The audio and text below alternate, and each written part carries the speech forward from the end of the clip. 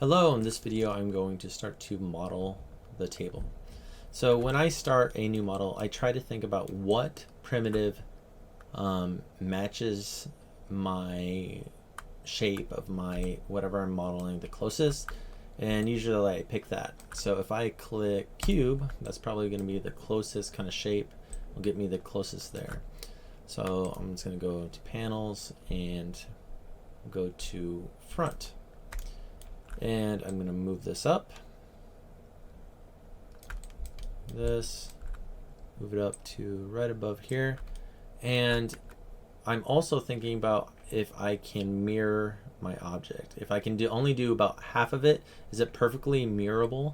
Then I only have to do half the work. So it looks like this is a perfectly mirrorable model, so the right side is the same as the left side, so that is fine. So I'm going to go over here, and usually the process, even if it isn't mirrorable, is to do the mirrored process and then add the asymmetry afterwards, add the little differences that are from the left to the right after you've done a mirrored model. So now that's looking right, that's going there. This, in my previous video I go over snapping. You can snap. I'm going to select this one so I only move in that direction. I'm going to hit X and middle mouse, and this will snap to the grid even if it's on the side angle, or on the side camera. So now I'm going to snap to the very center, and that's perfectly right in the center, which is great. And then I am going to go to the side and take these ones and move it over. And these ones, and then move it over. So now I have this. A very low poly top to my model. So, but I know that I'm going to have this be mirrored. So I'm going to select this and delete it so that when I do a mirror, it'll mirror directly across. I will do that. I'll do that later. But first I wanted to show something about support edges.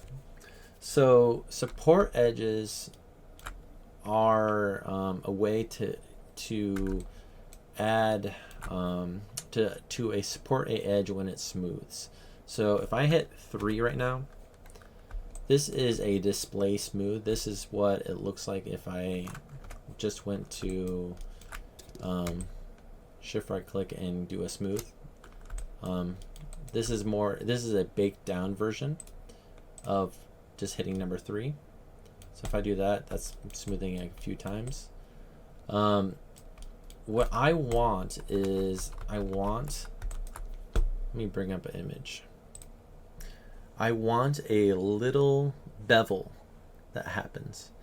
If I, and see there's a little bit about there's little highlights that get caught, or you catch right on the edge.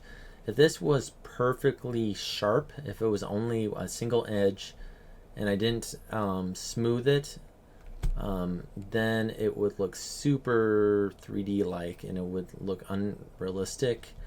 It would look like something from very early animation modeling, because you don't, it doesn't look correct.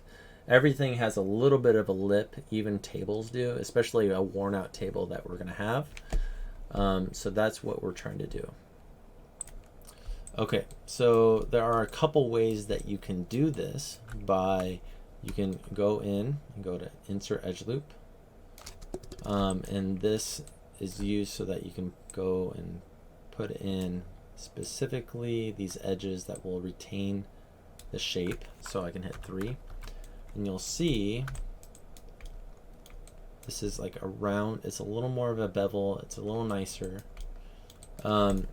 But you'll see on the bottom, the ones I didn't do, it's starting to round up more. So you need to do it on every single one. So you can do it that way. So I'm going to do it Another way that you can do it is by using beveling. So you have to be very specific in what you have selected. So I want to bevel all these edges, but I don't want to bevel these center ones because I'm just going to mirror them over. This is the center line that I don't want it to crease in the center. So I'm going to select those edges, and then I'm going to go shift right click and say bevel. And by default, I don't think these are default settings. I think default's like 1, and it's something like this. So the fraction has to be a lot lower, and segments, you want this to be where you don't get triangles. You want to avoid triangles and n-gons. Triangles are faces that have 4 edges and 4 vertices. N-gons are more than 4 vertices and more than 4 faces, or 4 edges, sorry. So we want to have quads, which are 4 edges and 4 vertices. It makes things more, it makes shading more consistent in what the computer knows exactly what you want, and you don't cause there's no any problems with texturing, no problems with flickering, that kind of stuff. So it just makes your stuff it takes away a lot of problems that might come up if you use triangles or n-gons. So I'm going to go over here, but there are instances where you can use them. Just be aware of them and be very careful where you put them, and be intentional. Okay, so I put these in, and bevel will do it to everything that you have selected. Anything that automates a lot of your work, like bevel, just be very intentional on how you use it. You don't want to just do this all over your model and then you get a bunch of topology that you don't need, or as edges and things, or like little bevels in areas that you weren't intending. So just be aware of that. The cool thing about bevel is it will round out the corner a bit, which might help with texturing. So you can, we can get into that later, but yes. So let's go here, and actually what I want to do is add some more supporting edges. So even if I hit 3, there is a lot of stretching that's happening. This edge is moving all the way over here, which I'm not in love with. So let's go and add some edges in here just to give it a little more support, something like this. And then I'm going to put one right in the center also, like this.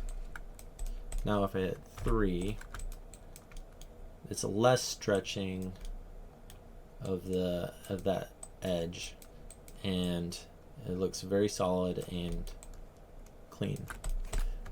Okay, so that's good. So now let's do the mirror. So if we're right in the center, that's fine. I'm gonna first delete my history. Remember to delete your history a lot.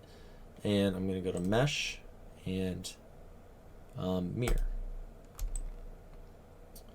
And now it's mirrored. So if your mirror didn't work, if it looks something like this, or it completely destroyed your model or something like that, it means that you didn't model things, you didn't set up your cameras correctly. So Maya likes when you have your front of your object point at Z. See down here, this little tool here? You want this pointing at the camera at Z, towards away from the front camera, and then this is X will be like that, and then Y is up. So just be aware that Maya likes for you to model in that way. It sets up its tools in that way. So I'm going to go over here and go to Object, hit 3, and that looks pretty good. In general, if you have really long topology like this, like it's you have a small and then a really long, you kind of want to break it up a little bit. This helps with when you are subdividing this in your render, that it's not stretching, you're not having really stretched geometry, which can cause problems with displacement and other things. So just try to make it somewhat even, but there's a balancing act of having less geometry but more even geometry. So sometimes one wins the battle. Sometimes you need less geometry more than you need even geometry. All right, so that's a good first part. We got the top part of our model done.